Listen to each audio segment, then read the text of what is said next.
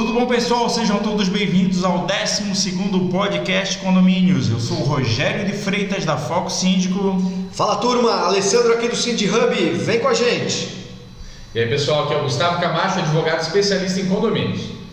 Sou a Débora, advogada e analista comercial da Pontual Cobranças, garantidora de condomínio. Pois então, pessoal, hoje nós não estamos com a presença do Walter, João Jorge Júnior e nem do nosso amigo Regra 3, o Rodrigo Machado. Eles estão na... Como é que é o nome? Enacom. Na Enacom, que é feira... Na verdade, estão de farra em São Paulo, né? Mais ou menos isso daí. A Enacom é um evento de administradoras, é a 15ª edição, se não me engano, da Enacom, né? Isso aí. E eles estão lá, né, nos representando também. E nós ficamos aqui com esse trabalho difícil que alguém tem que trabalhar aqui nesse podcast, né? É isso aí. Não, e acho legal a gente lembrar que o Secov ajudou todo o pessoal que foi conseguir um preço especial, tanto para participar do Enacom, quanto o avião, o hospedagem. O Secov foi muito ativo e conseguiu uns valores muito especiais para o pessoal. Então gostaria de deixar um abraço aí para o Fernando Wilrich e para a Letícia. Os dois são muito fortes aí, tem ajudado o Secov e todo o pessoal que está ali pelo back-office deles. Inclusive, vou até pedir para eles da próxima vez lembrarem de mim, me oferecerem esse tipo de... Não, mas só vai gente legal. Só vai quem tem cabelo, né? Então, no lugar desses dois malas que estão lá na Enacom, né? Enacom. Na Enacom, nós temos dois convidados aleatórios dessa vez, o Dr. Gustavo Camacho e a Débora. Então, de falar alguma coisa? Pode falar. E hoje nós estamos também transmitindo ao vivo aqui pelo meu Instagram, né? Geralmente a gente faz isso com o Instagram do Walter, mas hoje o Walter não está aí, então aproveitei o Instagram da Foco Síndico. Nós estamos transmitindo, avisando que o Instagram ele transmite só 1 hora de live, né? E nosso podcast ele se estende um pouquinho mais de 1 hora, então pode ser que a transmissão seja interrompida aí pela metade, tá certo? Se alguém quiser, que estiver acompanhando, quiser mandar alguma pergunta tanto para a Débora quanto para o Dr. Gustavo, pode ir mandando aqui. O Dr. Gustavo é mais próximo do celular, ele vai dar uma lidinha ali e vai passar a pergunta aqui para nós, vai fazer um esforço ali, né, doutor? Dá para enxergar por aqui. Com olhos de lince. Então tá, vamos começar, vou puxar o seguinte assunto e vou perguntar, vou aproveitar a presença do Dr. Gustavo. Nós participamos de um mesmo grupo de WhatsApp e ele fez uma postagem ontem? Foi ontem, coincidência, e a postagem dizia que um juiz tinha determinado, né, tem dado uma sentença contrariando uma decisão assemblear que previa o 13º de um síndico. E eu até falei, doutor, passa a informação mais completa, porque pela manchete que ele tinha postado, dava a entender que um juiz pode deliberar o contrário de uma decisão assemblear que tem os preceitos legais, né? E que o síndico também não pode ter 13 remunerações ou 13 honorários, né? Então, doutor, vamos começar conversando um pouquinho. Vamos começar com isso daí. Mas acho que antes de falar especificamente da remuneração do síndico, a gente tem que entender primeiro qual é a figura do síndico. Sim. Qual é a origem desse cargo do síndico. Então a gente tem que se remeter lá para o artigo 1347 do Código Civil, lá no caput, que fala que qualquer pessoa, seja ela física, seja jurídica, residente ou não no condomínio, ela pode se candidatar ao cargo de síndico pelo prazo igual a 2 anos, o máximo de 2 anos. Então, esse é o primeiro... Podendo ser reeleito. Esse é o primeiro pressuposto. Isso aí dá discussões homéricas, às vezes, nos condomínios, nas assembleias judiciais, mas a lei é bem clara com relação a esse elemento. E por que é importante a gente lembrar disso? Porque é um cargo eletivo, é mandato. O síndico exerce mandato. O síndico não é funcionário. E quando a gente tem uma situação como aquela que foi apresentada no corpo do processo, dá a entender que o síndico seria, em tese, um funcionário. Ora, como é que o síndico vai receber um 13º salário se ele não recebe recebe salário? Ele exerce um cargo eletivo, então ele tem como se fosse um contrato de prestação de serviço, como se fosse, não que seja um contrato. Sim. Na assembleia de eleição, ele tem lá o prazo de duração do mandato dele e a remuneração do síndico. É isso que diz a ata da Assembleia. Sim.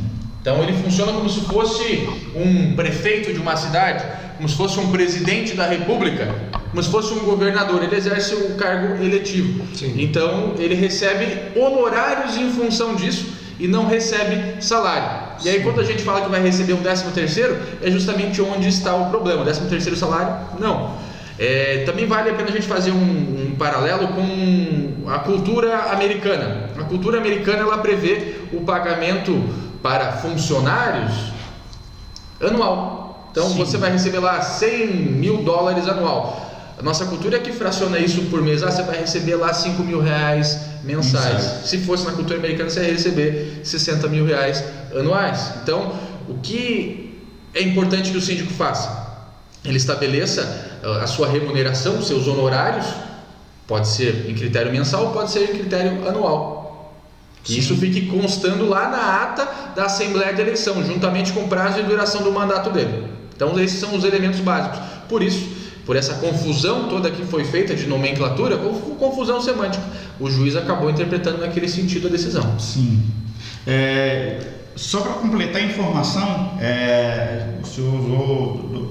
Gustavo, vou parar de chamar de senhor e chamar de doutor. Como disse o Zumar, não é doutor Gustavo, é só doutor. Doutor Baixo. Doutor Baixo.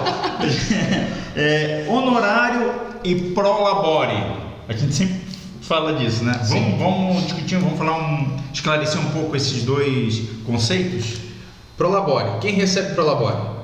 Sócio de empresa, decorrente da prestação de serviço. Então, a gente tem algumas formatações societárias nas empresas. A empresa pode ser uma SA, pode ser uma limitada. Hoje tem a figura da EIRELI, tem a figura da sociedade em conta participação. Então, existem diversas figuras societárias, mas as mais comuns no mercado, a mais comum no mercado, digamos aí 95% da fatia das empresas no mercado brasileiro são empresas limitadas. A limitada pressupõe a existência de pelo menos 2 sócios, que geralmente tem o sócio cítrico, né? Aquele de 1%, é o cítrico.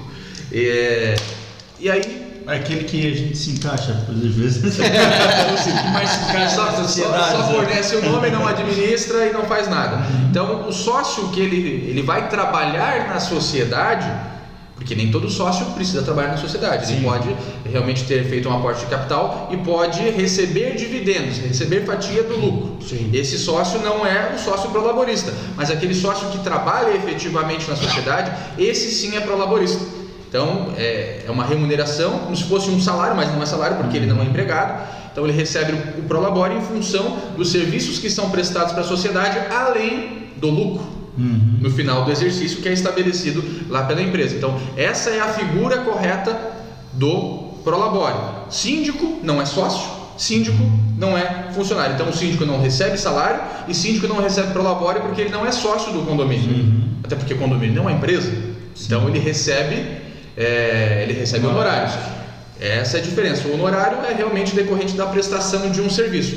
Advogado recebe honorário, né? Advogados aí recebem honorário. A empresa de administração do condomínio recebe honorário. A contabilidade recebe honorário contábil. O síndico recebe também honorário em função de uma prestação de serviço decorrente do mandato dele. Eu acho que o direito condominial, ou mesmo a gestão condominial no todo, a cultura condominial, vou falar assim, ela, como é carente de alguns termos, né, ela absorve muitos conceitos do mundo corporativo, das associações, e a gente vai começando a tratar as coisas que são semelhantes pelos conceitos errados. O caso do prolabore, que é muito comum, outro caso do balancete, a ata, que também não tem previsão, né, de se usar uma ata e sim da informação do que foi deliberado na Assembleia, mas por costume, a gente fala muito isso aqui no nosso podcast. Se o Walter estivesse aqui, estaria falando isso. Nossa, já estaria uma hora falando sobre isso. Por costume... Ele é orador do podcast? Que por costume a gente utiliza o conceito da ata, né? Mas não é uma obrigação ter uma ata, não existe essa obrigação prevista. Então existem vários conceitos que são herdados que na verdade o podcast esse tipo de reunião, esse tipo de conteúdo que a gente está tentando trazer aqui é para poder alinhar um pouquinho esses conceitos também. É até interessante isso que você falou, Rogério, os costumes, né? Como condomínio, as edificações prediais existem desde Roma Antiga. Sim. Lá, 2 séculos antes de Cristo, as edificações prediais efetivamente existem. Eram os famosos as ínsulas romanas. Então, o romano que não tinha condições de ter uma propriedade, o que ele tinha? Ele ia morar num cortiço, que era uma edificação predial que, logicamente, apesar de não ser um condomínio, tinha que ter alguém para poder cuidar da edificação, para poder fazer as manutenções. Então existia necessariamente pelo menos um líder ali, um síndico de fato. Depois, com as invasões da queda de Roma, essa figura foi extinta e só voltou a reaparecer no mundo antigo lá nos anos 1700, alguma coisa próximo da Revolução Francesa. Por quê? Para poder aproveitar melhor os espaços urbanos. As cidades eram todas cercadas, aí as pessoas construíam prédios para poder realmente aproveitar melhor o espaço. E no Brasil, essa figura dos condomínios, da incorporação imobiliária, ela surgiu somente em 1964, com a Lei de Incorporações Imobiliárias, famosa Lei 4591, que a gente fala tanto da figura do síndico, que decorre de lá. Só que a figura do síndico lá, ela era um pouquinho diferente do que a gente tem hoje, né? Porque na época era o senhorzinho aposentado, ia lá, batia na porta das pessoas para poder cobrar a taxa de condomínio. Amigo, você está devendo taxa de condomínio, beleza? Não, depois eu passo lá, pago, coloco embaixo da sua porta o dinheiro. Era assim que funcionava. Hoje a gente tem uma situação totalmente diferente. Recorrentemente nós temos tratado desse assunto em todo o podcast. Inclusive eu iniciei outro projeto, que é o podcast Colega Síndico, que eu convido um colega síndico, diferente daqui que a gente convida especialistas, e também o tema veio à tona e todo especialista, toda pessoa participante, todo convidado aleatório, né, ele sempre traz essa visão. Isso é lugar comum, assim, na maturidade da função de síndico, na maturidade de mercado condominial. 4.0 que se fala agora, né? Isso, agora tem esse conceito. Gestão 4.0, condomínio 4.0. Síndico CEO. Mas existia sim esse conceito de voluntariado, né? Ele era muito forte. Ele até, eu acho bonito, eu acho romântico ter um resgate histórico sempre desse síndico, né? E em cima disso que eu sempre falo, que apesar do síndico voluntário, do síndico tão disponível, né, do síndico aposentado, aquele senhorzinho, não ser hoje a referência do síndico de alta performance, né, eu sempre entendo que a função de síndico ela deve emergir entre os seus ali, né, e o síndico profissional vir sempre como uma boa opção. Lembrar da sua origem. Se lembrar da sua origem. Mas uma coisa que está muito em pauta agora, que se fala muito, é o compliance, né?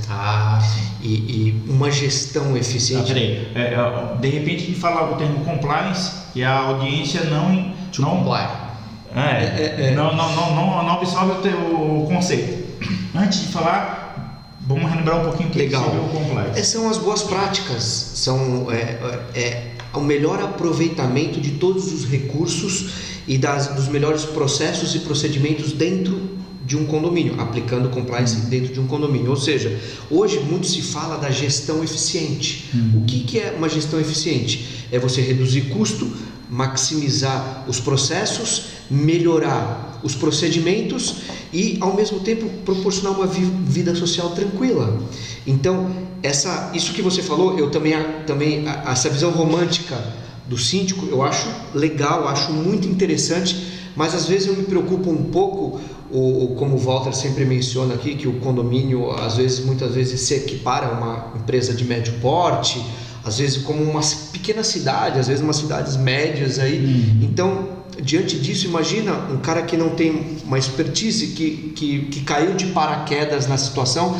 Se ele não se preparar, se ele não se capacitar, se ele não estudar e não buscar informações, pode ser que ele transforme a gestão ali numa coisa perigosa ao condomínio, que de repente pode levar anos para se recuperar. de uma má decisão, de uma decisão mal tomada.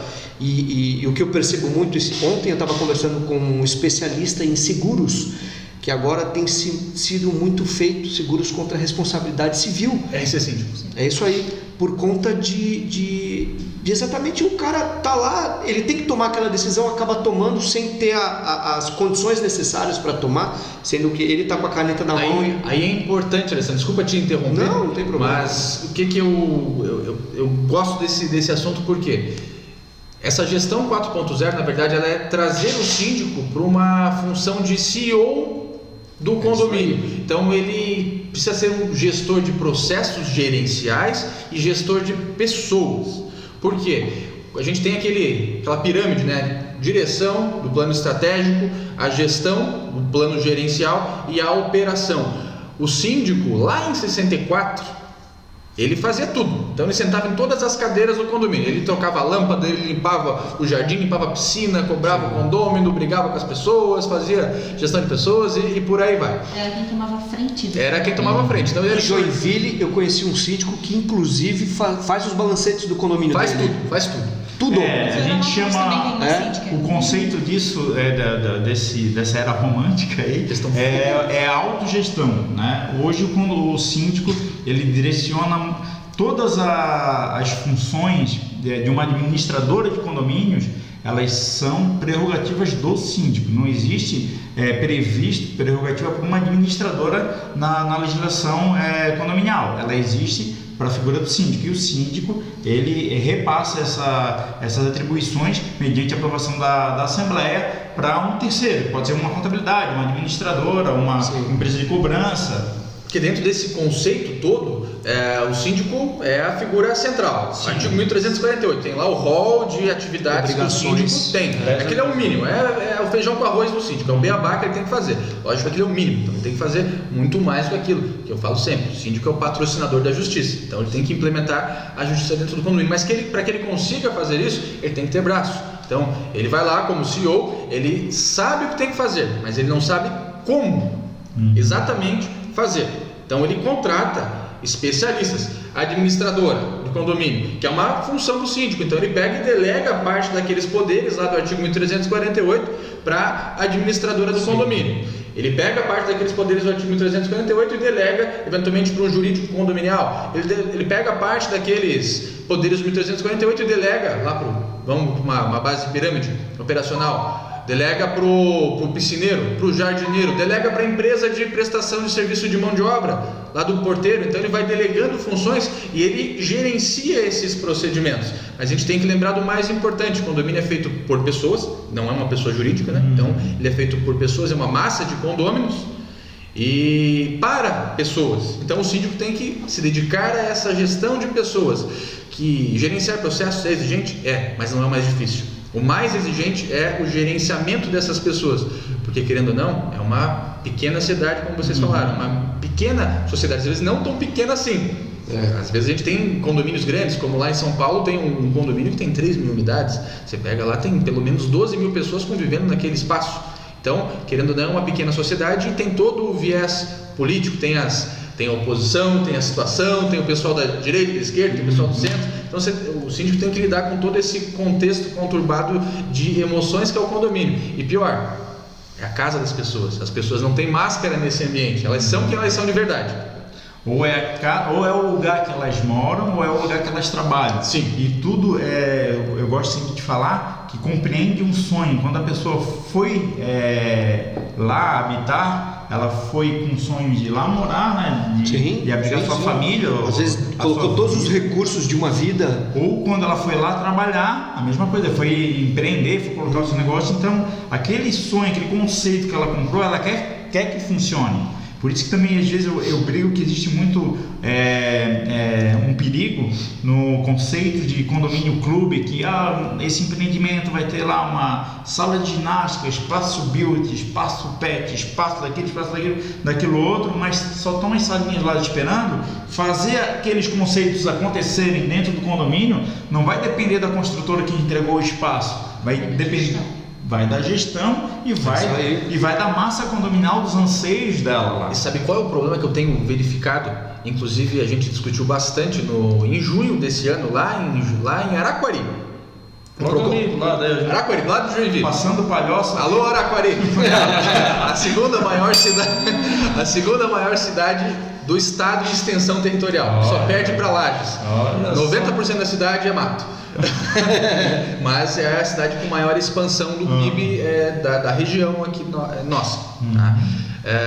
E o Procon lá de Araquari, eles fizeram uma iniciativa bem bacana que foi uma reunião foi uma convenção dos Procons do norte de Santa Catarina. E um dos viés que nós conversamos lá foi a implementação de alguns procedimentos. E, não por acaso, veio à tona um elemento importante: Procon atendendo condôminos e condomínios. Mas, peraí, Procon não mediação? Procon não fala de consumidor? O que tem a ver condomínio e condomínio? O que acontece? As pessoas, elas têm essa visão de terceirização. Então elas entendem que só são proprietários da sua porta para dentro, da porta para fora. Eu estou pagando o síndico, eu moro no clube, é um serviço, eu sou consumidor em relação ao condomínio. Mas ele esquece que o condomínio é ele, e ele é o condomínio, aquele patrimônio é dele também. Se ele vai ingressar com uma ação... É um conceito muito próximo de cidadania, assim, né? É cidadania, não é próximo, é cidadania. É isso. Então, as pessoas chegam no Procon e, olha, eu tive minha bicicleta furtada dentro do condomínio, então eu quero acionar o condomínio porque eu tive um vício na prestação de serviço. Sabe o que é pior? Alguns Procons aceitam a reclamação e entendem que o condômino é consumidor em face do condomínio. Não existe isso. O condômino é o condomínio. O condomínio não é pessoa jurídica. Então seria a mesma coisa.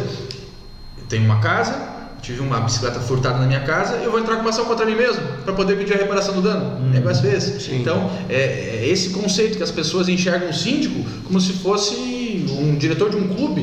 O condomínio, de fato, não só o home club, mas como se fosse um clube que presta serviço para ele.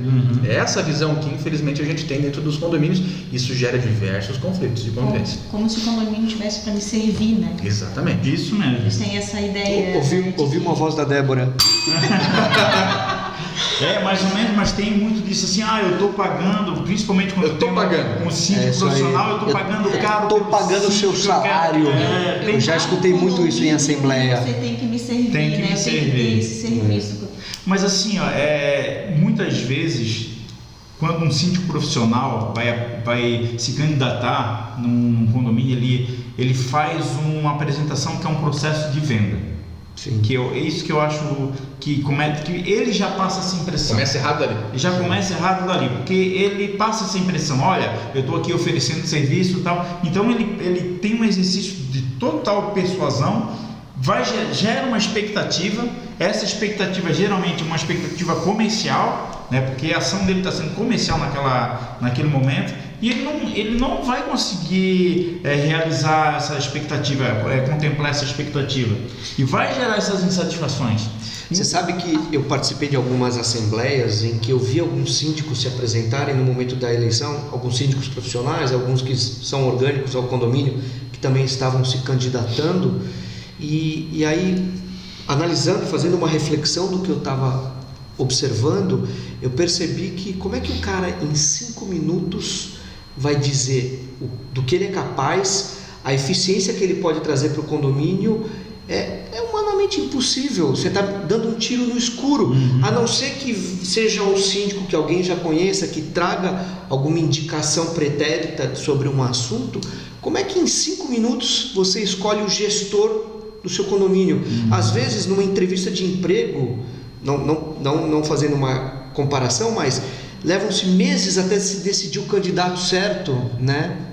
É difícil, porque você pode dar sorte, pegar um baita síndico profissional ou um baita síndico orgânico, mas você também pode dar um baita azar, né? Escolher um cara que se vende muito bem, mas que não entrega o que vende, né? Aí tem algumas estratégias que aí é a convenção que vai estabelecer, como por exemplo a possibilidade de solicitar uma inscrição prévia para a apresentação das propostas na Assembleia. Então o candidato tem que apresentar lá a sua candidatura com os requisitos que são elencados pela convenção de condomínio, para que seja feita uma análise por uma comissão montada para essa finalidade, eventualmente algum conselho, alguma coisa dessa natureza.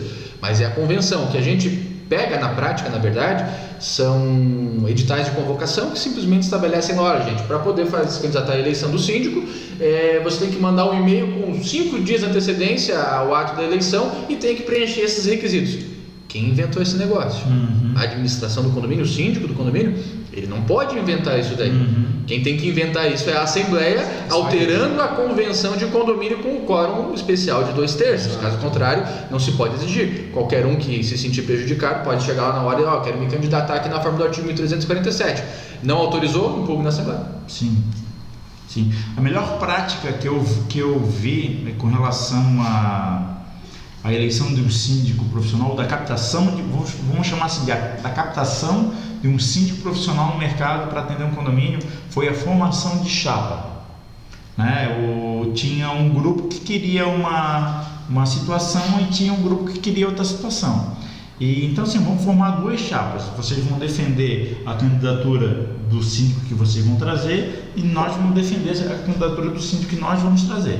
E houve ali já o comprometimento daqueles condôminos, então meio que realmente surgiu deles essa iniciativa da apresentação de ambos os síndicos, e eles estudaram com mais tempo o síndico que eles iam apresentar. Isso é legal. Então essa foi a melhor prática que eu vi. Eu não sei até que ponto interfere na legalidade com relação à previsão de convenção, mas a qualquer tempo poderia qualquer candidato se candidatar na hora lá. Só que lógico, não teria tanta expressividade de votação porque já teve um dever de casa, né? O pessoal já foi meio que preparado para a Assembleia. E de fato, vamos combinar, é o que acontece na prática. As pessoas previamente já fazem todo o dever de casa nas assembleias, principalmente quando envolvem eleições de condomínio, e já vão meio que preparados para o exercício do voto. É isso que acaba acontecendo. Lógico que nada impede que alguém se candidate lá na hora e, se tiver um bom pitch de venda, uma boa oratória, vai acabar sendo eleito se conseguir convencer os condôminos. Mas, de fato, o tempo é muito curto, é muito exíguo para poder apresentar uma proposta que vai mexer muito na vida das pessoas, vai mexer na harmonia da edificação, vai movimentar toda a questão patrimonial de cada uma das unidades. Então é algo muito sensível. O síndico exerce um papel muito importante dentro daquela micro-sociedade. Inclusive na vida dele, né, Gustavo? Tendo em vista a responsabilidade civil que ele assume, né? Não só civil, como emocional, né? Civil, criminal, emocional, psicológica. O Alessandro estava falando do compliance, que são as conformidades, então tem essa carga de cumprir com as conformidades, as responsabilidades civil, criminal, ambiental, trabalhista, previdenciária, fiscal. Está faltando uma, me ajuda aí. Vamos lá. Emocional, civil, criminal, ambiental, previdenciária, trabalhista, fiscal e tributária. Aí tá tudo meio junto, fiscal e tributária é a mesma coisa?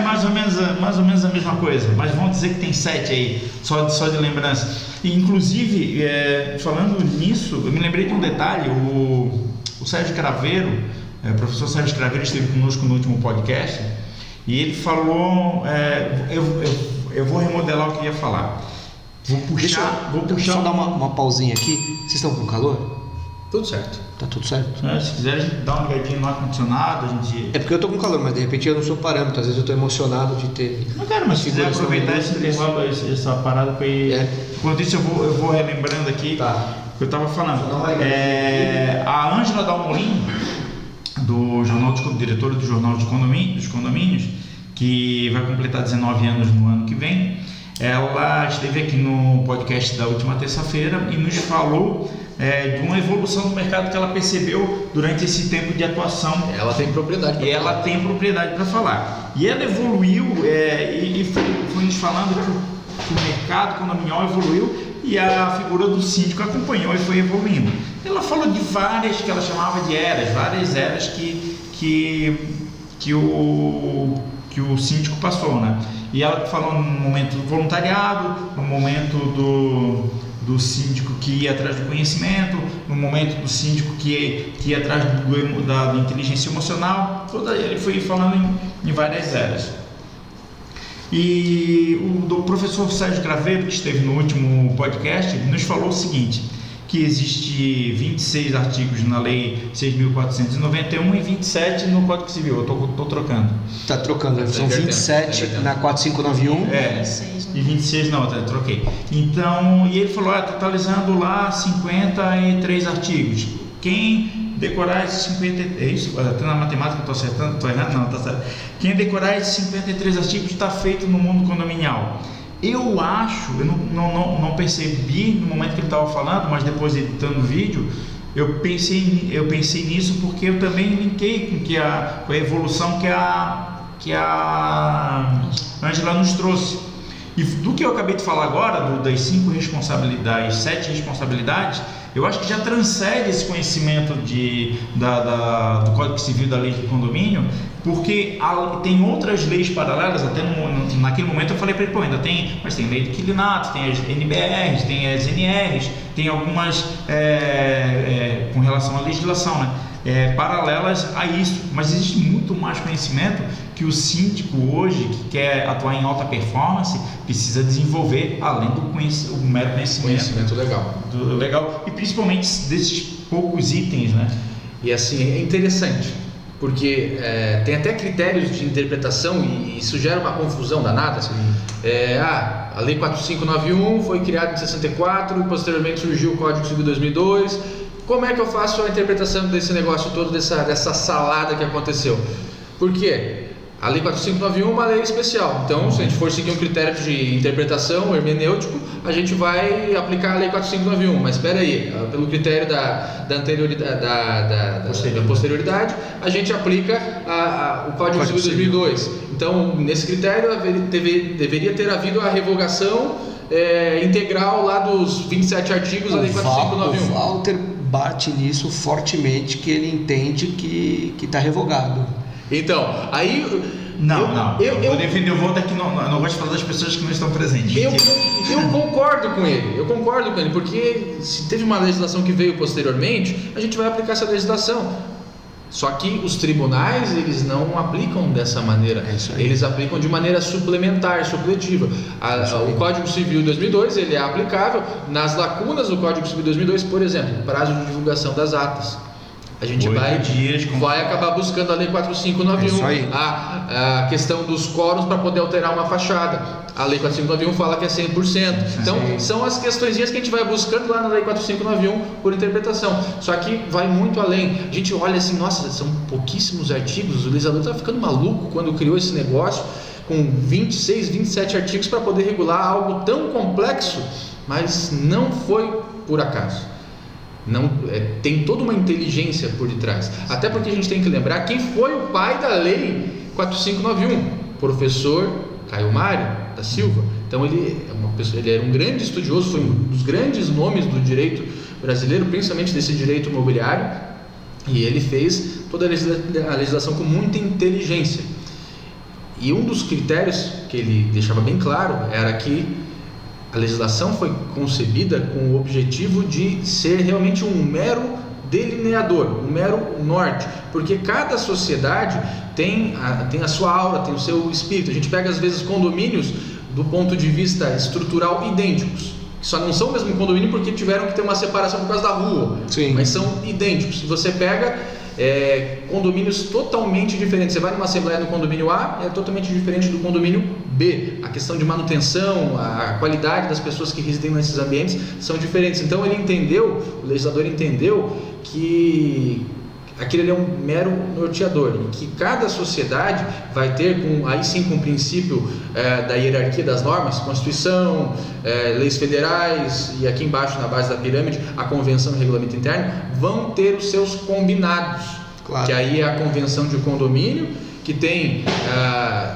a natureza jurídica também contratual, né? Porque faz os combinados entre as partes, e tem natureza jurídica normativa, porque se aplica aos terceiros externos aquela relação dos coproprietários. Então, por isso que o professor Caio Mário concebeu a legislação nesse sentido, entendendo isso, desde que não se sobrepõe a legislação hierarquicamente superior, abaixo, lá na base da pirâmide, os condôminos vão poder fazer os seus combinados de gestão, de modelo jurídico. O que melhor se aplica, né? Desde que não seja aquela realidade. Sim. E aí lá mais embaixo ainda a gente tem o regulamento interno que vai instrumentalizar tudo isso daí, que são as normas de convívio do dia a dia. Que aí da morte, né? É questão aí de cachorro, questão de horário de funcionamento, salão de festa, academia.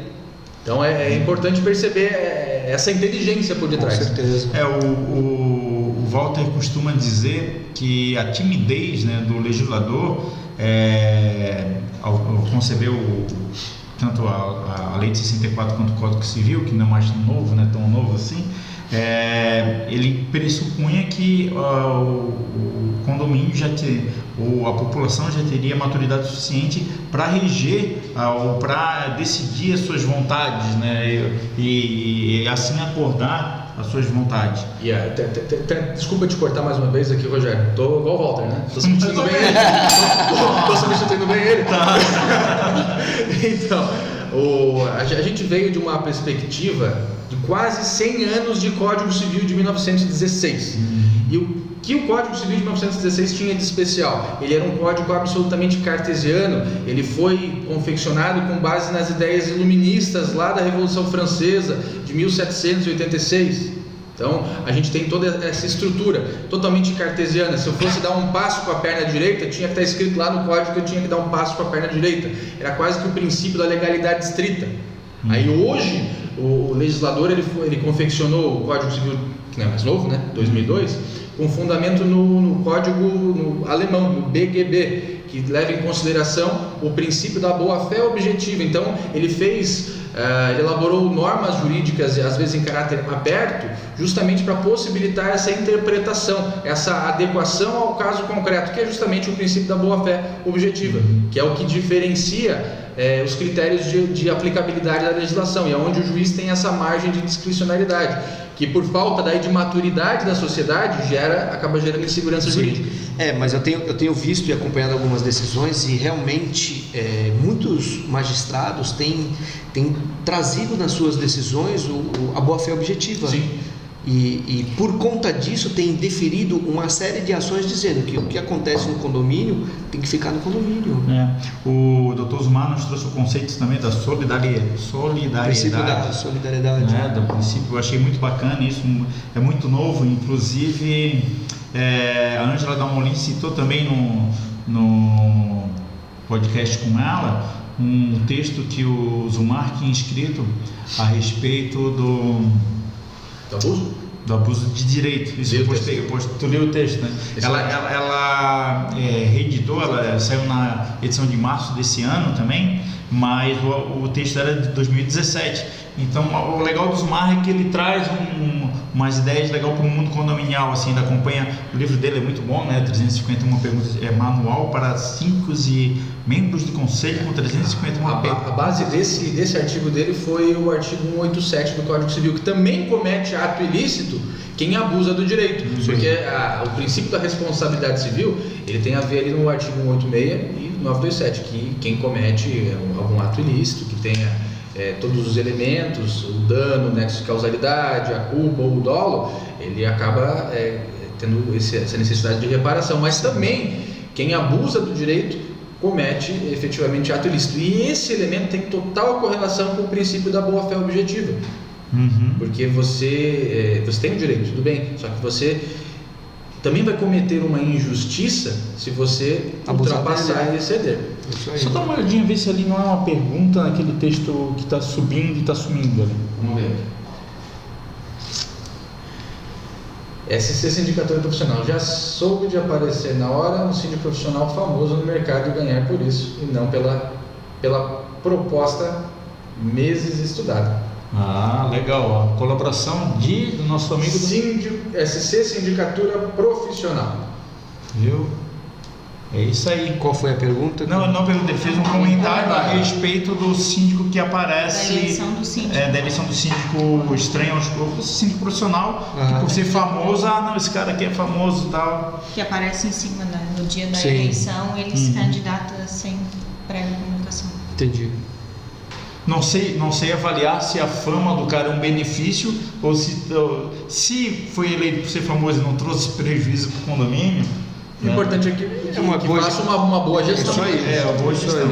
Mas eu acho que o mais salutar mesmo, dentro dessa prática, foi aquilo que eu citei, de se criar as chapas concorrentes, né, e as chapas poderem avaliar. A gente estava falamos de alguns conceitos, conformidade, o compliance, a gente já comentou um pouquinho, e o Gustavo usou o termo CEO, né? De repente a audiência não está familiarizada, né? CEO é um termo americano para o diretor brasileiro, é o Chief Executive Officer, né? Termo em inglês, né? Eu sou da área de administração. Agora também tem o CFO. E tem o CFO. Se fodeu. Depois vai dar trabalho na edição isso daí. CFO é o diretor financeiro. Diretor financeiro. Então o CEO é o diretor geral, geralmente ele gerencia o grupo, e a função de síndico, ela remete a essa função de diretor, de executivo. Então assim, dentro disso... Temos perguntas. Manda pergunta. Bom, boa noite. O inquilino pode impedir a nomeação de um síndico profissional? Tirtem Produções. Esse é o questionamento. O inquilino, deixa eu responder essa. A questão de poder de voto do inquilino na Assembleia, ela segue duas vertentes, tá? Tem uma parte da doutrina que defende que, conforme o entendimento da lei do inquilinato e da lei de 64, o inquilino pode participar das assembleias e votar nas questões ordinárias. Não só ordinárias, mas das contas ordinárias. Rateios ordinários. E tem uma outra vertente da doutrina que defende que o Código Civil hoje estabelece que quem pode participar das assembleias são os condôminos estando quites. Então, dentro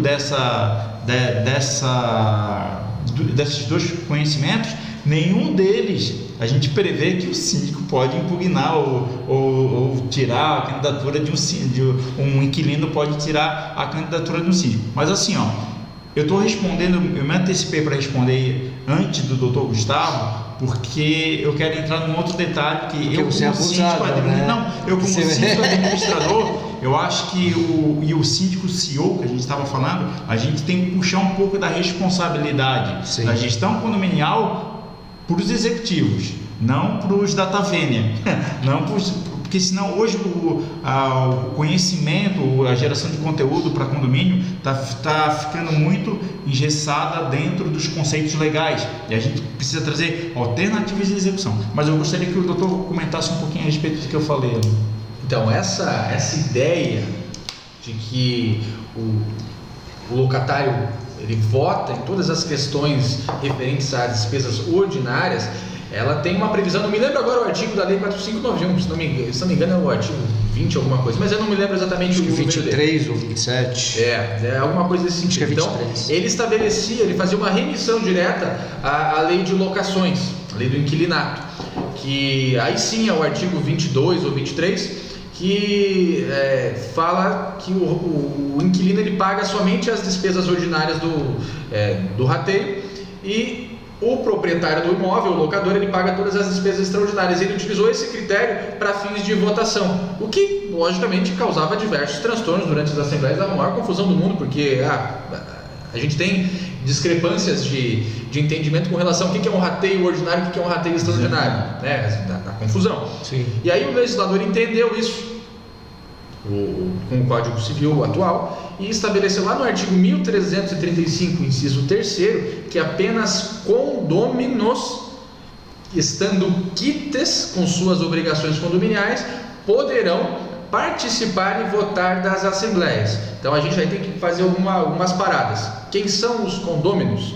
Condômino é aquele proprietário registral da unidade, ou então o titular de um compromisso particular de compra e venda que ainda eventualmente não tenha sido registrado, mas que ele tenha de fato recebido as chaves do imóvel, ou seja, tenha sido emitido na posse do imóvel. Sim. Ou seja, o legislador foi expresso no meu entendimento. Lógico que eu respeito os entendimentos contrários, mas no meu entendimento o legislador foi expresso em afirmar que somente condôminos, locatário não é condômino, filho do proprietário não é condômino, possuidor não é condômino, então o comodatário não é condômino. Por esse motivo eu entendo que somente proprietários registrais ou portadores de algum título, um compromisso particular de compra e venda têm essa prerrogativa de exercer o direito a voto nas assembleias, desde que estejam quites. Sim. Tá. Mas existe uma solução. Isso que eu ia falar. Então você fala. Eu acho bacana o seguinte, assim, o que a gente quer trazer é esclarecimento, isso, né? aí. E também alinhar o entendimento. Então, a gente tem que lembrar que o inquilinato ele surgiu de uma relação comercial entre um proprietário que locou, né, no locador e proprietário.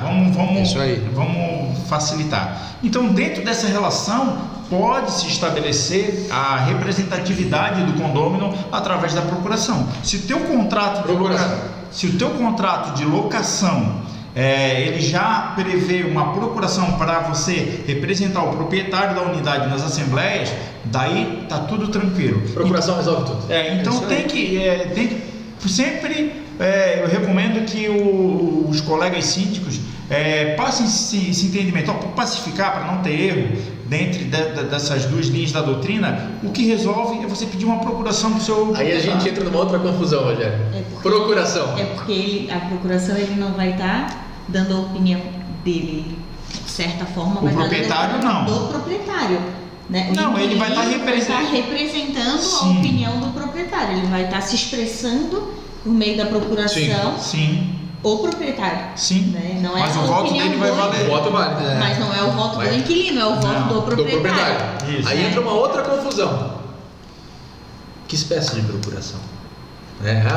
Porque existem dois tipos de procuração.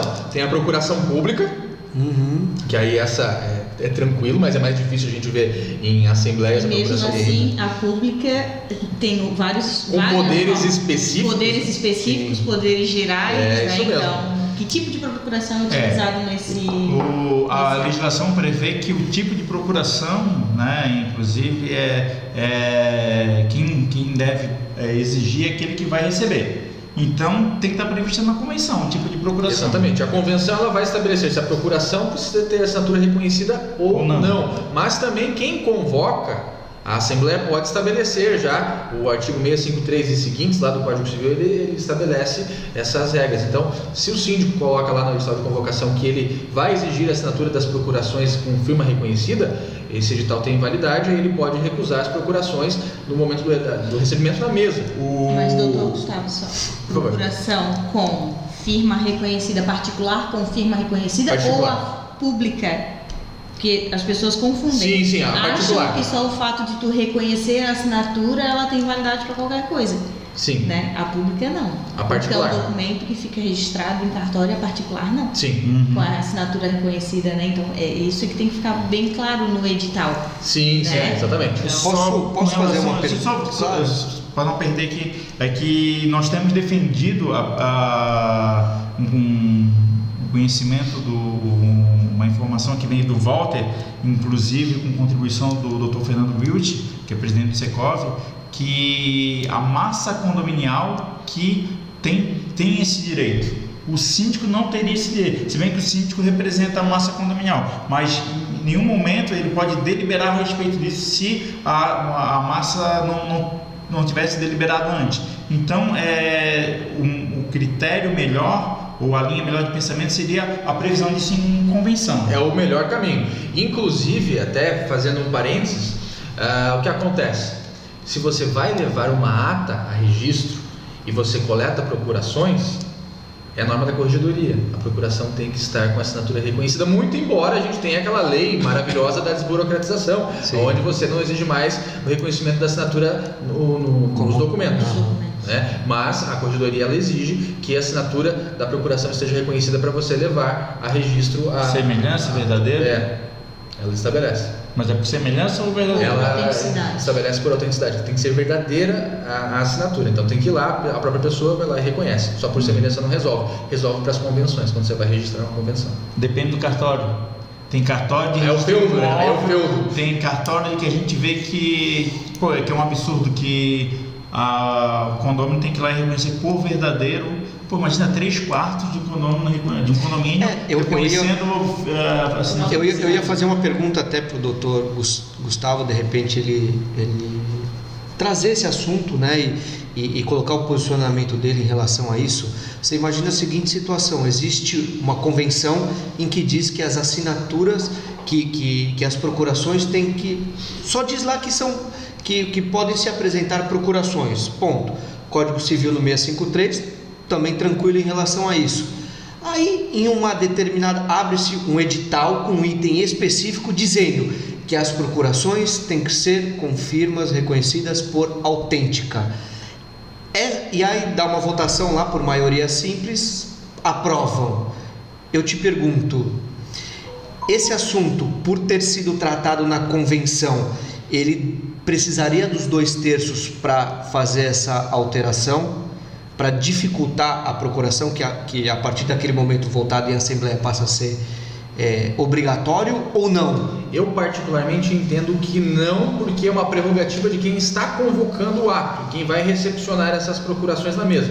Mas é uma interpretação que eu faço com fundamento nesses artigos 653 e seguintes. Então quem convoca o ato tem essa prerrogativa de exigir ou não o reconhecimento da assinatura. E logicamente existem entendimentos em contrário de que somente a convenção pode estabelecer isso. Então se a convenção estabeleceu que a procuração pode ser simples, ok, aí segue a convenção. Mas quem está convocando o ato, no meu entendimento, tem essa prerrogativa de realmente estabelecer esse elemento, principalmente porque se você recepciona uma procuração sem assinatura reconhecida, e aí lá na lista de presença o indivíduo vai lá, assina PP, e aí leva para o cartório, acabou, você não consegue registrar ato. Pois é. Não, e a minha preocupação em relação a isso eu até comentei isso no podcast antigo com o Sérgio Craveiro, porque você imagina, o cara, morador novo, foi lá, comprou, recebeu a convenção do condomínio, a convenção e o regimento, e vamos supor que ele leu, que é difícil acontecer, mas vamos supor que ele leu. Aí ele foi para uma assembleia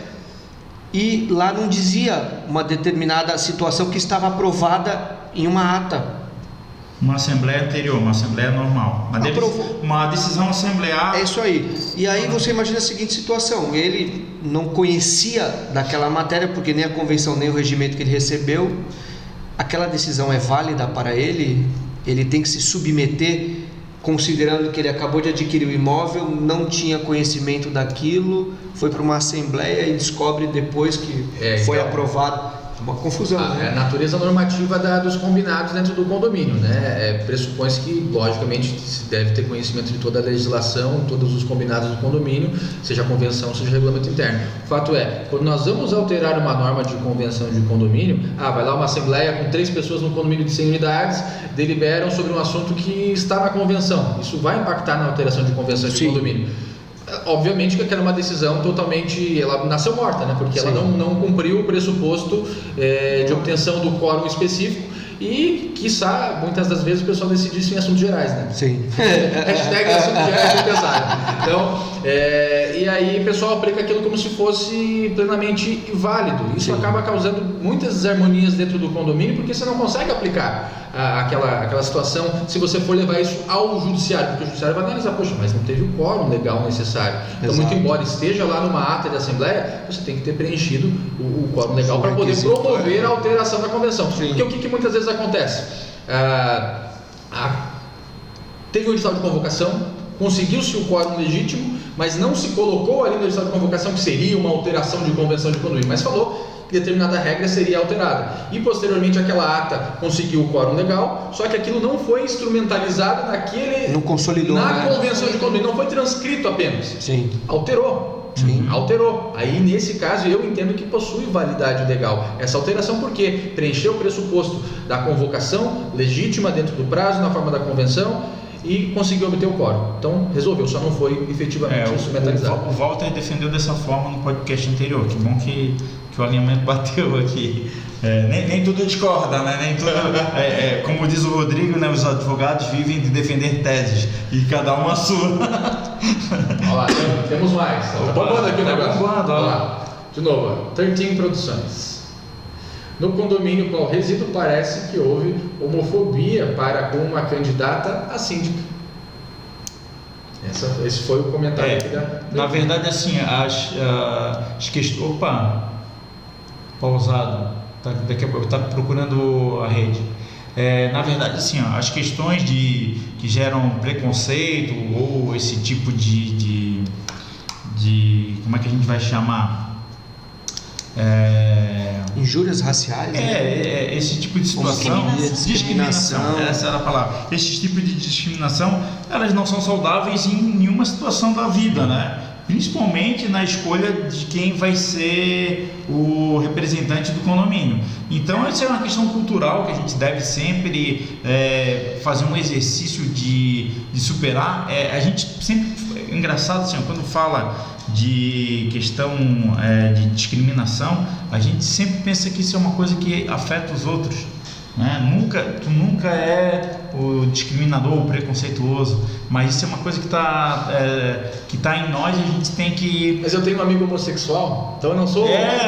sempre tem essa desculpa, eu não sou que eu tenho um amigo. Mas assim, a gente tem que amadurecer tanto nisso, inclusive assim, os conceitos de discriminação, de homofobia, conceito de racismo, de tudo isso. O que é homofobia? Eu não vou querer entrar nesse detalhe no podcast, que não é a intenção dele aqui. Mas a gente é tão imaturo com relação a isso, que nem tudo é discriminação, nem tudo é homofobia, nem tudo é racismo, né? Mas existe discriminações que são realmente homofobia, que são realmente racismo. Então a gente não pode usar um discurso pendendo sempre para o lado que nos agrada e pensar que a gente sempre tem que amadurecer para poder evoluir nesse requisito. E eu acho que, a exemplo de toda a sociedade, o condomínio deve refletir assim, que a gente deve evoluir nisso tudo e não teria um motivo de não eleger um síndico por essas questões. E até dentro disso, né, Rogério, o ambiente condominial hoje na sociedade ele é um dos ambientes mais democráticos existentes do ponto de vista técnico da palavra, né? Porque a democracia é exercida de maneira direta, não de maneira indireta como a gente hoje exerce na nossa sociedade macro. Então é interessante que a democracia, na verdade, ela pressupõe o debate de ideias e não o embate entre pessoas, não pressupõe embates prejudiciais. E é justamente a evolução da sociedade. Quando a gente tem um debate de ideias, a gente cresce, a gente evolui, a gente amadurece, a gente melhora. Agora, quando a gente tem um embate entre pessoas em sentido prejudicial, como é o caso aqui, toda a sociedade acaba perdendo com isso. Sim.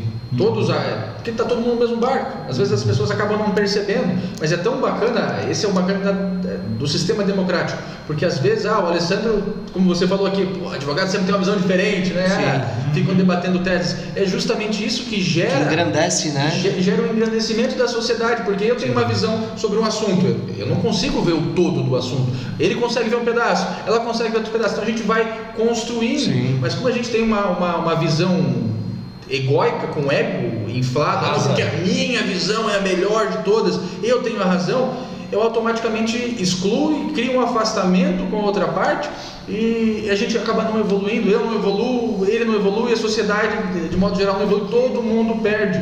Tu pode somar, né, em cada ponto de vista, né? Sim, agora para você ver assim, pergunta para nós sobre o quórum, pergunta para nós sobre procuração, sobre inquilino poder votar. Cara, a gente responde com propriedade, a gente está familiarizado, a gente já debateu. Agora vem uma pergunta dessa que a gente não se sente preparado para responder, da falta de maturidade que a gente tem social. Até a gente poderia responder de forma natural, mas a gente é cheio de dedos, com medo de não prejudicar, botar o dedo na ferida dos entendimentos contrários, né? Porque a gente sabe que isso precisa evoluir, precisa amadurecer para chegar num bom entendimento. Olha lá, o Walter está na área. Aê, meu querido! Valtinho! Ele deu um jeito de estar primeiro. Olha aí, ó. O Rodrigo também mandou um. Aí!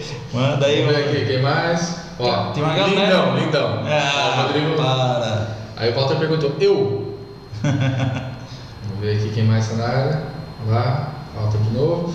O Walter está participando bastante, hein? Isso é mais uma pergunta? Vamos ver aqui. A nomeação foi por conta e decisão de um grupo de uma mesma família que se apossou das decisões. Tá recarregando ali. Perdi a conexão. Terminou. Deu 1 hora já? Deu. Caramba, cara, deu 1 hora já, cara, passa rápido pra caramba. Mas ainda estamos continuando aqui. Legal. Agradecer o pessoal, né, que quantas pessoas participaram ali? 68 espectadores. Cara, que legal, cara.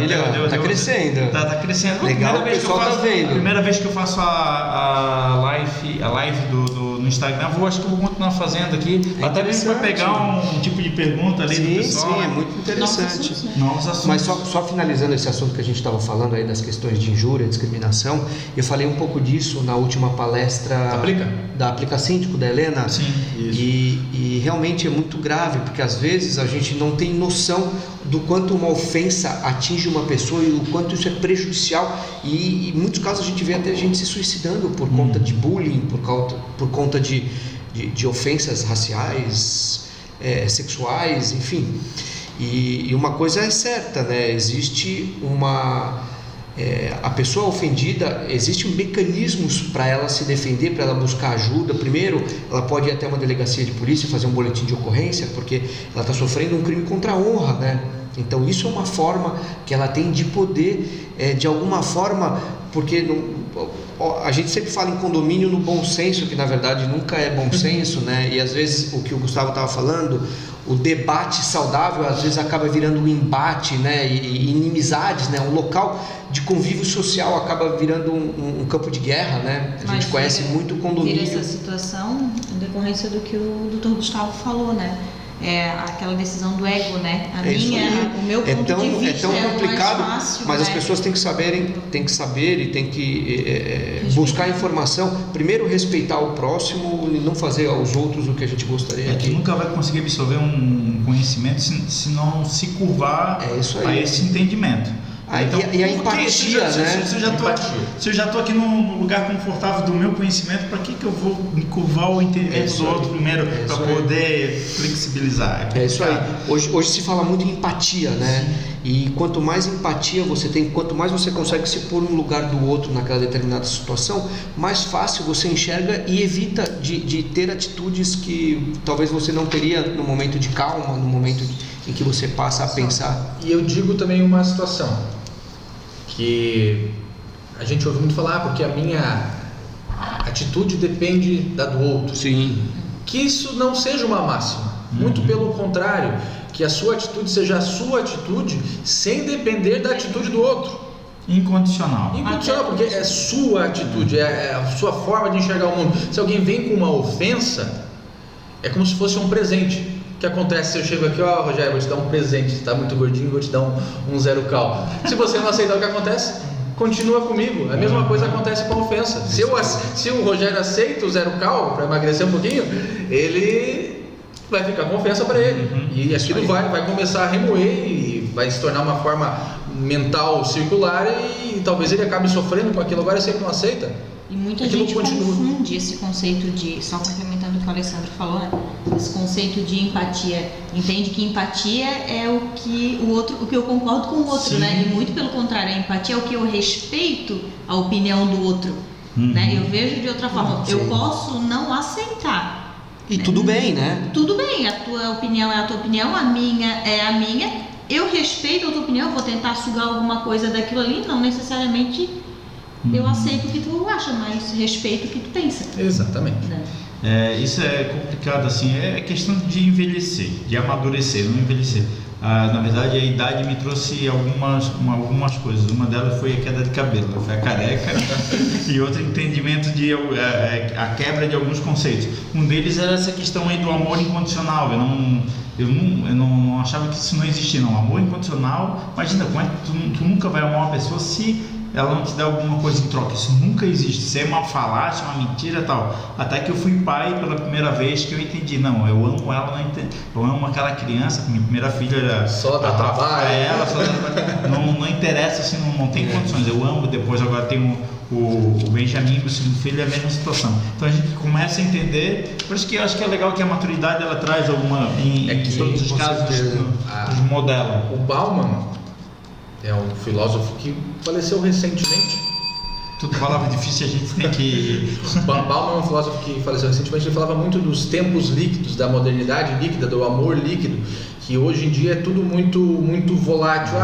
Eu não estou legal no relacionamento aqui, briguei um mês com essa pessoa, já vou substituir essa pessoa. Tudo é muito... É o sistema de consumismo. Instantâneo, né? De maneira instantânea, como o Alessandro comentou. Então, não deu certo aqui, eu já vou lá e substituo. Minha TV estragou. Vou lá e substituo a TV. Esse relacionamento não está legal, substituo a televisão. As pessoas não procuram mais reparar aquilo, não se importam mais com o outro, que é a questão da empatia. Se importam consigo, não serve mais para mim, eu substituo. Isso acontece também dentro das relações sociais no condomínio. Complementando o que você falou, Rogério, eu não conheço esse amor incondicional que tu está falando. Eu não sou mãe, estou aqui no meio, sou minoria aqui, né, no meio dos três.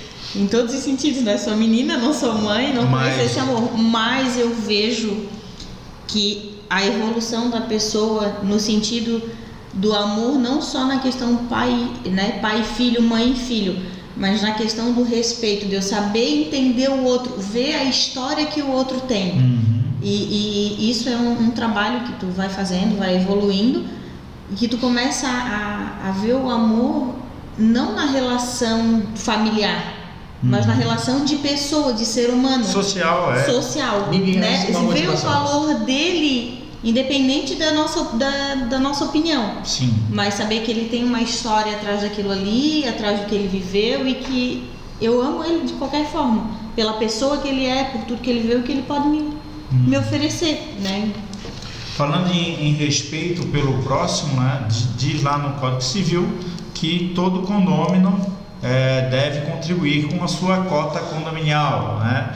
E como boa prática hoje dentro do mercado condominial surgiu a cobrança garantida, e a Débora trabalha na empresa Pontual e veio hoje aqui para falar um pouquinho para nós sobre esse tipo de prática que tanto nos ajuda. É difícil hoje tu gerenciar um condomínio sem os recursos necessários que estão estabelecidos lá na previsão orçamentária, né?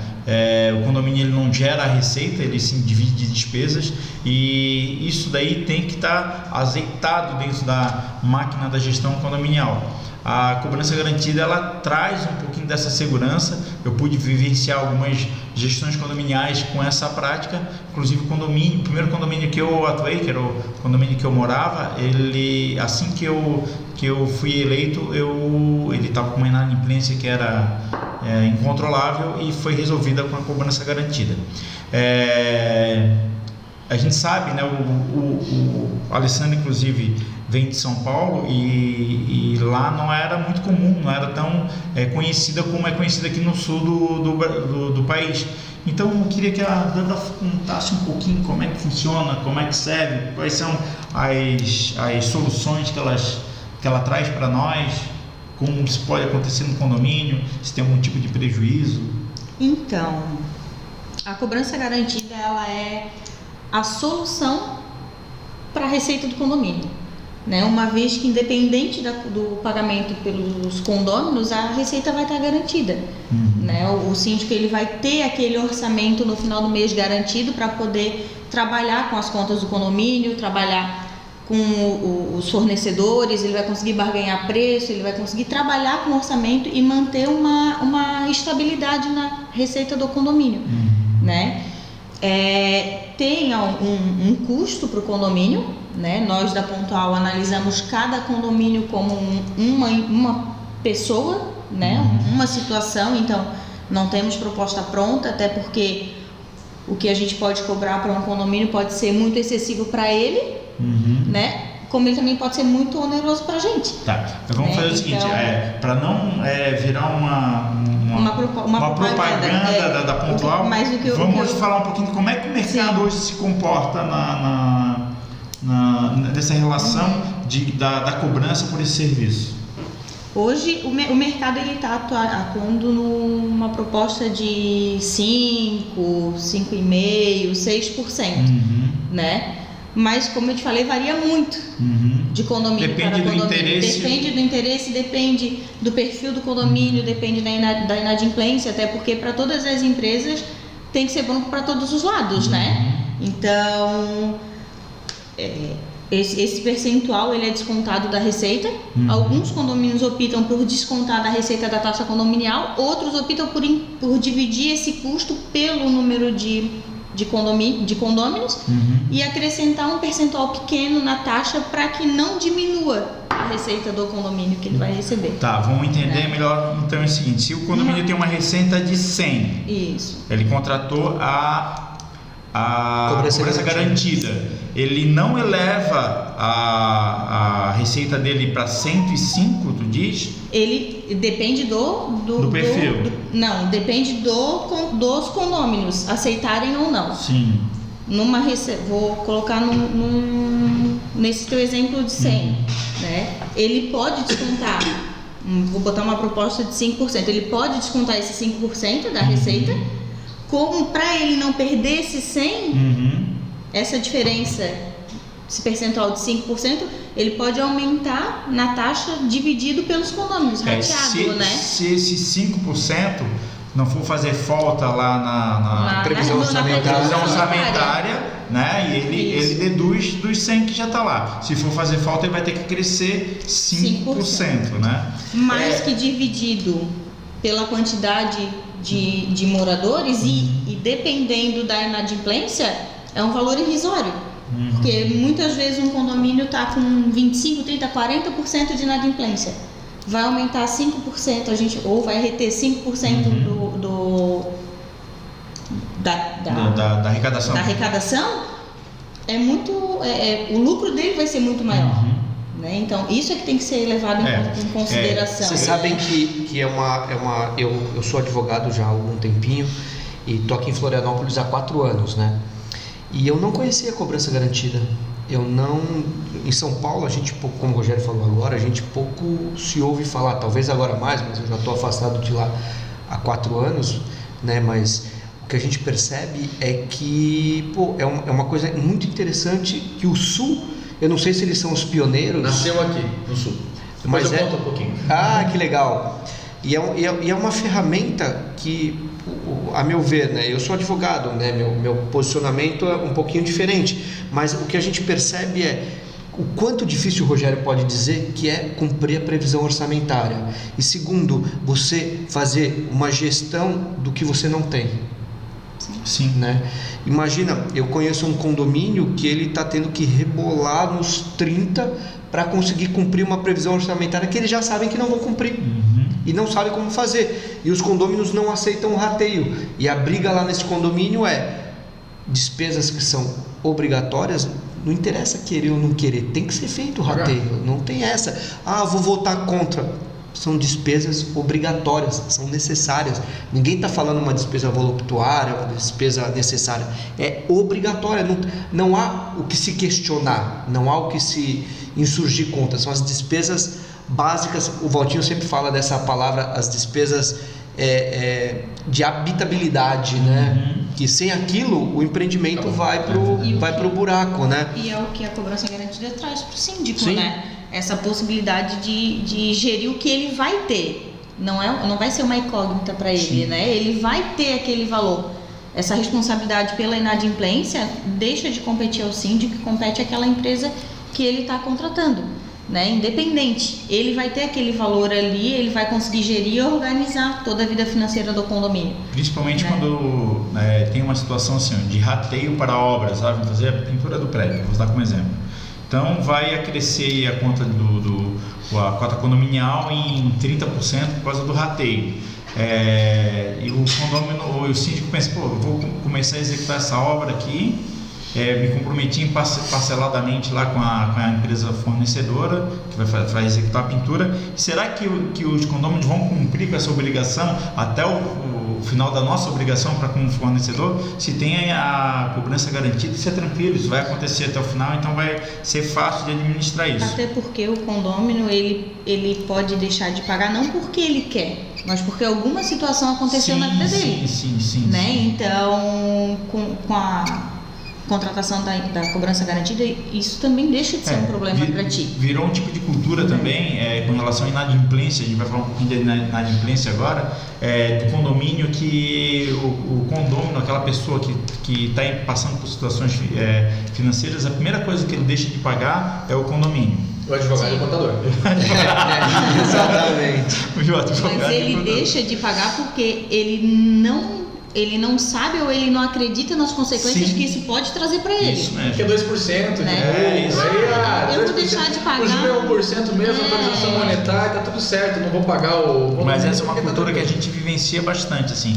Mas eu queria falar uma coisa a respeito da cobrança garantida, porque sempre tem essa pergunta, principalmente nos grupos de WhatsApp, cheio de especialistas, né? Os grupos de WhatsApp são cheios de especialistas. Eu gosto dos grupos de WhatsApp onde tu encontra realmente um especialista, como tenho lá do pessoal do Balneário Camboriú com o Dr. Gustavo Camacho, que todo mundo, quando põe uma pergunta, já direciona para ele. Não, alguém sabe, não, Dr. Gustavo, ele se compromete a responder.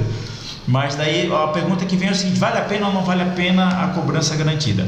Eu sempre falo para o pessoal ponderar o seguinte: se a inadimplência dentro do teu condomínio ela não chega a 5% mensal e ela não é constante, ela às vezes bate lá, às vezes chega com o condomínio atrasa ou fica inadimplente e não passa 5%, mas no mês que vem já está regular, tal, eu acredito que não vale a pena, não é o tipo de boa prática que o condomínio está precisando nesse momento. Mas se é aquela inadimplência de 20% todo mês, que tá, e por conta disso tu tem que aumentar a taxa condominial para absorver. Não é só atraso, né? Não é só atraso. É impontualidade. É impontualidade, que está atrapalhando a gestão e está prejudicando os demais condôminos, cara, vale muito a pena. Mas eu vejo, né, não só a cobrança garantida, mas a questão de tu ter uma assessoria de cobrança. Sim. Né? Até porque o que a cobrança garantida traz para o síndico, além dessa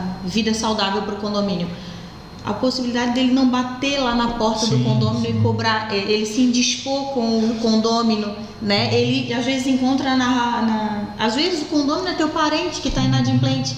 Eles acabam levando para tua vida pessoal, esquece dali do condomínio, né? Eu vou confessar uma situação que eu vivenciei dentro do que ela falou. Quando eu fui eleito síndico pela primeira vez, como eu falei, no condomínio que eu moro na verdade até hoje, eu comecei como síndico orgânico e tinha uma inadimplência desse tipo, e a gente optou pela cobrança garantida. Durante um ano eu fui síndico orgânico.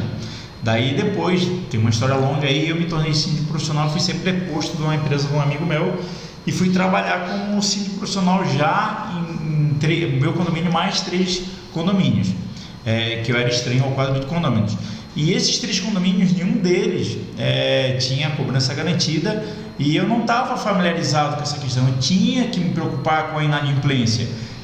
Gente, eu estranhei, porque eu estava acostumado, que a inadimplência no primeiro ano meu como síndico não era uma preocupação minha. Então eu absorvi muito bem a cobrança garantida, né? E logo em seguida, quando eu comecei como síndico profissional, já virou uma preocupação. Daí eu fui me adaptando e amadurecendo com essa habilidade de fazer a cobrança e gerenciar esse tipo de situação. Mas o que eu quero dizer assim, que ela traz um benefício, ela traz uma cultura para dentro do condomínio, que o condomínio ele vai estar sempre regular.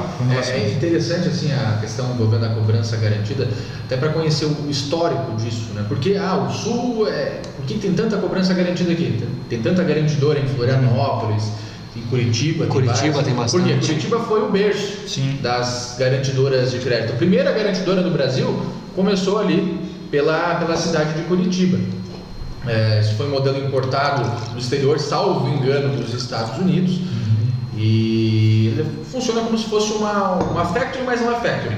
Por quê? Porque a factory ela trabalha com as empresas e compra título podre e depois vai lá e se encarrega das prerrogativas de cobrança. A cobrança garantida, ela compra títulos que tem garantia real, ou seja, o imóvel, a unidade garante a obrigação, o que para questão de risco é muito bom, porque daí a garantidora consegue oferecer uma taxa interessante com base nesse risco, que o risco, em tese, não sendo o condomínio popular do FAR, do PAR, do Minha Casa Minha Vida faixa 1, que é praticamente inexequível, acaba sendo interessante porque o condomínio vai ser obrigado a fazer o pagamento. Não se sabe quando ele vai pagar, mas ele vai pagar, caso contrário, o imóvel vai satisfazer a obrigação, vai ser levado a leilão e a pessoa de fato vai acabar perdendo o imóvel. Por quê? Não há bem de família nesse caso. Então acaba passando. E aí, dentro dessa perspectiva, a cobrança garantida ela foi expandindo dentro do nosso território. Recentemente eu fui para o Maranhão e dei um curso de direito condominial lá e não se sabia o que era cobrança garantida. Eu falei de cobrança garantida e a pessoa me olhou assim: que negócio é esse de tal de cobrança garantida? Porque não tem. Naquela região São Paulo tem pouca. Então, aqui na nossa região é algo muito comum e muito corriqueiro a existência da cobrança garantida. E por que acaba gerando algumas situações interessantes? Porque ela foi se aperfeiçoando ao longo desse período. A cobrança garantida existe há mais ou menos uns 30 anos, então, querendo ou não, é pouco tempo de existência, por isso que nem todos conhecem, nem todos sabem como funciona. E aí, basicamente, o síndico ele estabelece a previsão orçamentária, faz a Assembleia Geral Ordinária, que uma das pautas é justamente a previsão orçamentária. Suponhamos, 100 mil reais, previu lá 100 mil reais, a garantidora vai lá e, todo mês, faz o pagamento, lógico, desconta a taxa administrativa e faz o pagamento da receita. Durante um tempo, eu nunca mais vi no mercado, pelo menos, existiu garantidoras que garantiam somente a inadimplência. Então, a previsão orçamentária é 100 mil reais, ela não garantia os 100 mil reais. Teve 20 mil reais de inadimplência, ela ia lá e pagava a cota inadimplida. E o que gerava de consequências jurídicas dentro do condomínio? Por isso, esse tipo de modelo eu não vi mais no mercado. Gerava o fato de que o condômino que estava inadimplente, a garantidora ela pagava só a cota de condomínio, ela pagava em nome próprio, mas pagava a cota de condomínio. Então o condômino devedor, ele deixava de ser devedor, ele passava a poder votar dentro do condomínio. Então gerava uma discrepância. Por isso às vezes a gente vai nas assembleias e a pessoa fala: mas o cara tá inadimplente, mas ele fala: mas não, tem uma cobrança garantida, então eu estou adimplente perante o condomínio. Não, porque a garantidora hoje no modelo existente, ela garante a previsão orçamentária e não a cota de condomínio. Isso tem uma diferença brutal. Porque o débito continua com o condomínio. Sim. O débito continua com o condomínio. Exatamente. Daí depois, logicamente, a garantidora vai lá e faz a cobrança em nome do próprio condomínio, porque ela se subroga nos direitos de cobrança. Então, para ficar bem claro, né, depois eu vou fazer um nugget, né, vou fazer um vídeo fracionado com esse esclarecimento. Quando tem a cobrança garantida, a dívida continua com o condômino, ele perde o poder de voto se ele estiver devendo o seu condomínio, apesar de ter a cobrança garantida. A dívida perante o condomínio. Né? Fez um acordo. Ok, fez um acordo, temos a figura da novação de crédito. A dívida anterior deixou de existir, passou a existir uma nova obrigação que não está inadimplida, é uma obrigação futuro. Aí, logicamente, se o indivíduo deixa de pagar a obrigação, ele se torna novamente inadimplente. Nós já discutimos também isso aqui no podcast, inclusive tem um entendimento bem bacana do Dr. Zumar também, no livro dele, a respeito disso. Se a gente for falar disso, é mais um podcast só disso daí, né? Só disso daí. Mas é bom só ressaltar, né, que é importante para o condomínio, para a vida do condomínio, qualquer tipo de cobrança, né? Uma empresa que trabalhe nesse sentido, porque alguém profissional nesse sentido de cobrança, até mesmo para tirar esse peso das costas do síndico, e porque o síndico se envolve pessoalmente, né? E o inadimplente vai utilizando desse emocional do síndico, que acaba fazendo com que a dívida vá aumentando cada vez mais. E a partir do momento que tu tem uma empresa trabalhando nessa cobrança, ele sabe que, eu já não estou mais falando com o síndico, meu amigo ali. Estou falando com uma pessoa que trabalha com isso e que vai aplicar o que for necessário para eu cobrar, para que seja cobrada aquela dívida, né? Então, para a vida saudável do condomínio, é importantíssimo a presença de uma empresa de cobrança independente garantida ou extrajudicial para garantir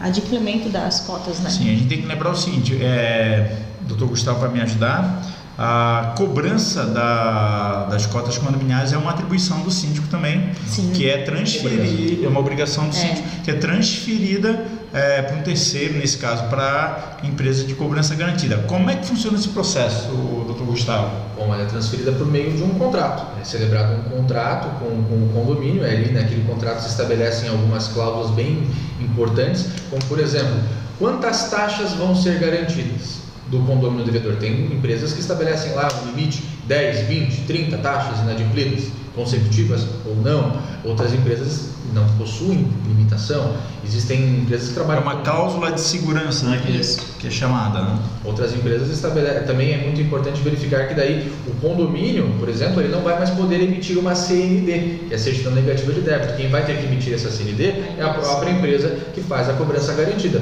Caso contrário, algumas informações encontradas vão acabar acontecendo. E já aconteceram. Como o condomínio também não pode mais cobrar as taxas, né? O condomínio não pode entrar em contato com o síndico para efetuar o pagamento. Subrogação, né? Ele se subroga nos direitos. Responsabilidade da empresa contratada. E o processo assemblear para que isso aconteça? Bom, o síndico, muitas das vezes, ele tem essa prerrogativa de fazer a contratação direta, porque é uma prerrogativa dele, desde que se insira na previsão orçamentária. Se isso for impactar em modificação de previsão orçamentária, deve ser levado à Assembleia, do ponto de vista técnico. Do ponto de vista político, se recomenda, pelo princípio da transparência e da boa gestão, que é um dos grandes pilares da boa gestão de condomínio, que seja levado para a Assembleia para fins de aprovação na própria Assembleia. Mas o inciso 2º do artigo 1348, ele não fala que as prerrogativas do síndico, as atribuições do síndico, que ele transferir para terceiro, obrigatoriamente não tem que ser aprovado em Assembleia? Ratificado. Assim como a administradora do condomínio, porque assim, toda responsabilidade civil e criminal, independentemente se vai ser uma administradora, se vai ser uma empresa de garantia de crédito, se fizer alguma besteira, quem vai responder de maneira direta vai ser o síndico. Por quê? O síndico ele faz a contratação, então ele delega poderes para essas empresas. Então, se acontece algum problema, a gente vai estar falando da figura da culpa em vigilando ou da culpa em elegendo. A culpa em vigilando é quando o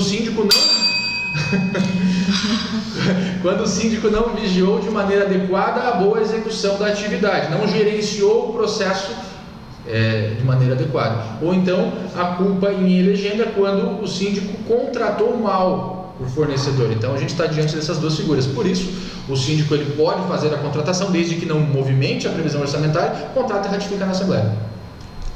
Ratifica, e se a Assembleia, ele contratou e a Assembleia falou não. Aí ele vai responder por isso. Vai responder, vai ter que correr atrás de outro, tá? Então é sempre bom levar para o parecer da Assembleia antes de fechar o contrato. Os pilares da boa gestão do condomínio é a transparência. O síndico não deve falar, mas o conselho aprovou. O conselho não aprova nada, aprova a Assembleia. É isso aí. O conselho é consultivo para dizer, leva esse aqui para a Assembleia. Ele pode dizer melhor. Leva esse aqui para a Assembleia. Esse tipo de consulta. Não, vamos escolher esse. Não. E o é fiscal, né, para aprovar, para recomendar a aprovação das contas pela Assembleia. Exatamente. É isso aí. Maravilhoso. Eu acho que já estamos com 1h20, quase 1h30. Quase 1h30 de podcast. Eu acho que nós podemos encerrar por aqui. Vou agradecer imensamente a presença da Débora primeiro, a presença do Dr. Gustavo, e deixo para vocês as considerações finais. Primeiro, começar pelas damas dessa vez. Me sinto lisonjeado de participar com pessoas desse nível, né, Dr. Gustavo. E agradeço a possibilidade, a oportunidade que vocês estão me dando, a Pontual por me proporcionar momentos como esse, né? Que venham outros, Sim. Que eu possa aprender muito mais como eu aprendi agora. Fiquei mais quietinha porque conhecimentos desse tipo eu não podia nem interromper, né? Cara, eu fiz esse podcast só para ter aula de graça. Uma imersão. Agradeço o convite. O convite está estendido para as próximas participações, assim que vocês se sentirem à vontade, tanto do Dr. Gustavo quanto da Débora. Só entrar em contato conosco, quando é que vai ter outra, a gente combina aqui. Eu pensando em fazer um grande podcast com uma mesa cheia, né, cara? Por enquanto a gente só tem estrutura para isso aqui, mas eu acho que a gente um dia chega lá. mesa Isso redonda. aí. No Mesa Redonda. Doutor Gustavo. Bom, Rogério, só tenho a agradecer pelo espaço disponibilizado. Eu acompanho os podcasts lá pelo Instagram e achei bem bacana. O pessoal interage mesmo, então fica a dica aí para fazer mais lives. Daí, pessoal, Cara, vou fazer live. Vai acabando fluindo, a gente vai se estendendo aqui, tanto é que a gente nem chegou a avançar muito no nosso assunto, a gente acabou indo para outras vertentes. Sim. Isso é o mais legal, porque a gente não preparou nada, a gente foi batendo papo, foi avançando, foi evoluindo e foi de fato compartilhando experiências e aprendendo um com o outro. Esse é o mais bacana. O Walter está bem presente aqui no nosso podcast, que ele fala muito, a gente sempre lembra das coisas que ele fala. Mas, Bem falador. Ele fala, enquanto tiver papo de condomínio, um cafezinho na mesa, a gente vai ter alguém para dizer que está na hora de Condomínio é acabar. cachaça. É ruim, mas é bom. É isso aí. Bom, eu queria agradecer primeiro ao Dr. Gustavo que ter vindo até aqui. Daqui a pouco tem uma viagem longa até Joinville. Eu fico aqui hoje. Hoje você fica por aqui, que maravilha. Então vamos estender, né? Então vamos continuar, pô. Vamos sair aí, vamos tomar uma bereta. Quero agradecer a Débora e ao pessoal da Pontual também, sempre presente com a gente aqui. E, galera, fiquem com Deus, um sucesso, muito sucesso e bons negócios a todos. Passo a palavra pro... Eu queria mandar um forte abraço pro pessoal de Joinville, onde o doutor Gustavo atua, o Gustavo atua em toda Santa Catarina, quando está falando hoje, atua no Brasil inteiro dando cursos aí, mas ele é muito presente em Joinville, Balneário Camboriú e Itajaí. Né? Eu tive o prazer de ser aluno do Dr. Gustavo. É engraçado que eu trouxe vários professores.